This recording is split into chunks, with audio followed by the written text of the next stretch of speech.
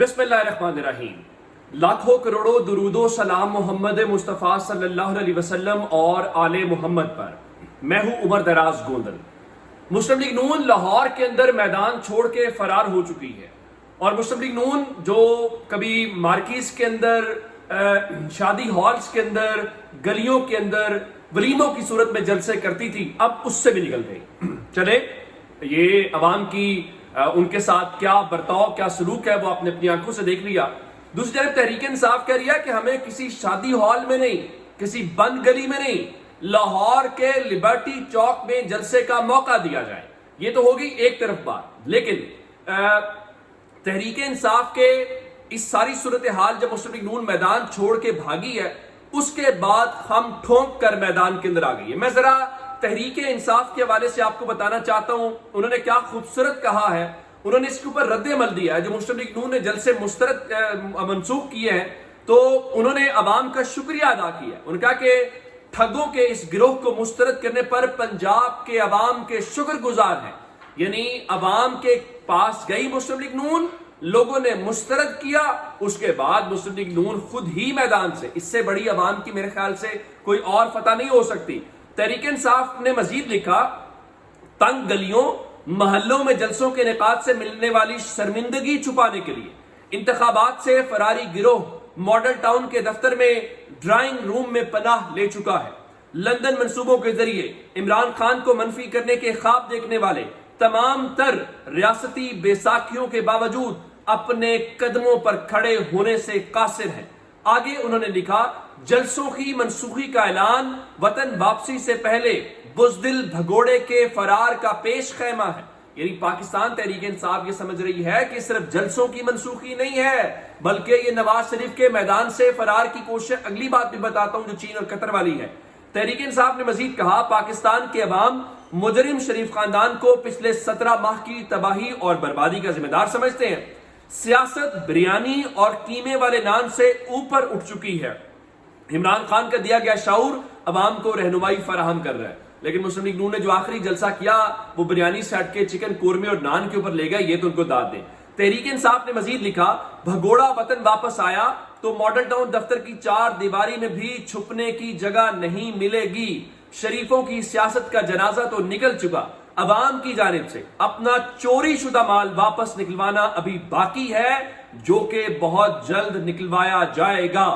پاکستان تحریک انصاف اسی موڈ کے ساتھ واپس آتی ہوئی دکھائی دے رہی ہے، اور تحریک انصاف ان کو چیلنج کرتی ہوئی دکھائی دے رہی ہے۔ یہ مسلم لیگ نون کی بدقسمتی اور شکست اور ناکامی ہے کہ تمام تر حکومتی سپورٹ، تمام تر ریاستی سپورٹ کے باوجود بھی اگر آپ یہ نہیں کر پاتے تو پھر بھائی صاحب آپ عمران خان سے صلح کر لیں، پھر عمران خان سے سیکھیں لاہور میں جلسے کیسے ہوتے ہیں۔ اور ہم نے دیکھا ایسے بھی جلسے ہوئے جب ایک دن ریلی کے اوپر دفعہ 144 لگی تو تحریک انصاف نے وہی ریلی اگلے دن کر کے دکھائی۔ اور لیکن یہ مسئلہ یہ ہے کہ لاہور شہر میں یہ صرف اور صرف عمران خان ہی کر سکتا ہے۔ یہ مینار پاکستان جو سب سے بڑا چیلنج بن چکا ہے، یہ عمران خان نے ایک بار نہیں کئی گنا بھر کے دکھایا۔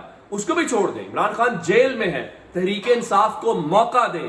تحریک انصاف 24 گھنٹے کے نوٹس سے پہلے اس مینار پاکستان کو ایک عوامی سمندر میں تبدیل کرنے کی صلاحیت رکھتی ہے، اور ماضی میں انہوں نے کر کے دکھایا ہے۔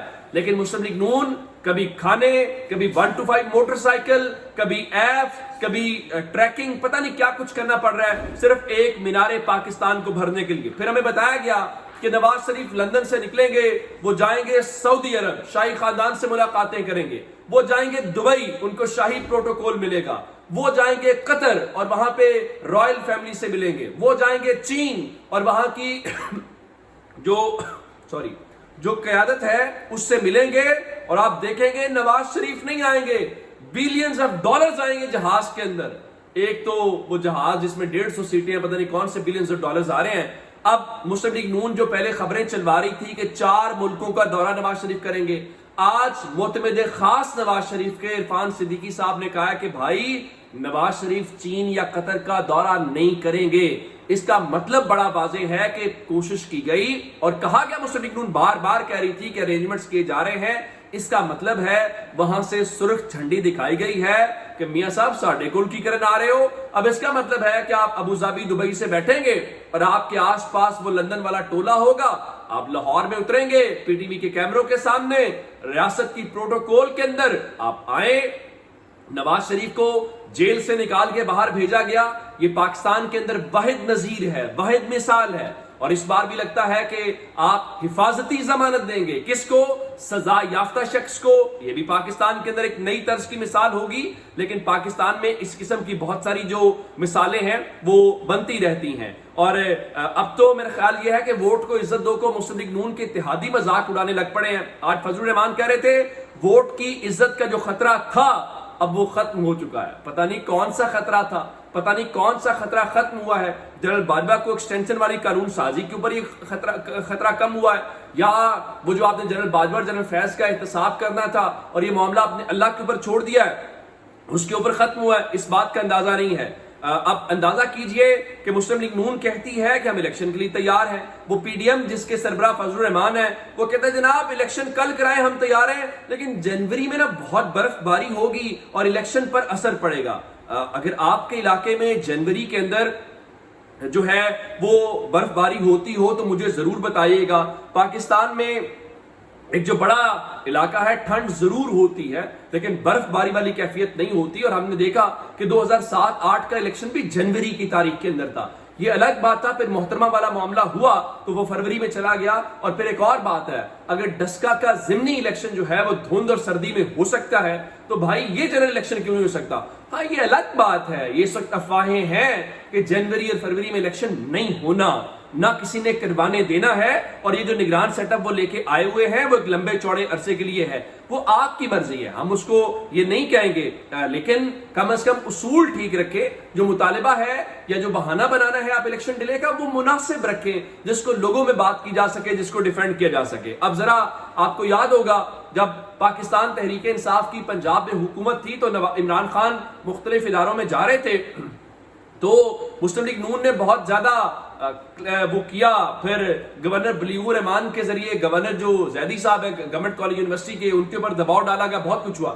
حالانکہ میں اس چیز کا قائل ہوں کہ یونیورسٹیز کے اندر پولیٹیکل لیڈرشپ کو آنا چاہیے, ان کو وہاں پہ بات کرنی چاہیے, کیونکہ وہاں پہ آپ کے مستقبل کے پڑھے لکھے نوجوان ہیں. آپ ان سے بات کریں, بے شک آپ کا جو بھی نظریہ ہے یونیورسٹیز کے اندر ڈیبیٹ ہونی چاہیے, وہاں پہ بات ہونی چاہیے. لیکن مسلم لیگ نون کا کمال ہے کہ جو گڑھا کھودتے ہیں اس میں خود گرتے ہیں, جو دوسروں کو گالیاں دیتے ہیں, جو دوسروں کو کرتے ہیں وہ ان کے گلے پڑتا ہے.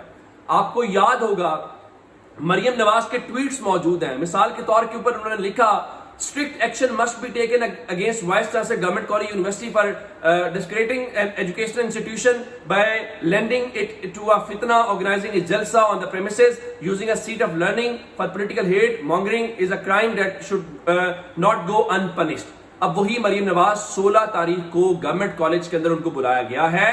وہ نوجوانوں سے قائدانہ صلاحیت اجاگر کرنے کے حوالے سے بات چیت کریں گے.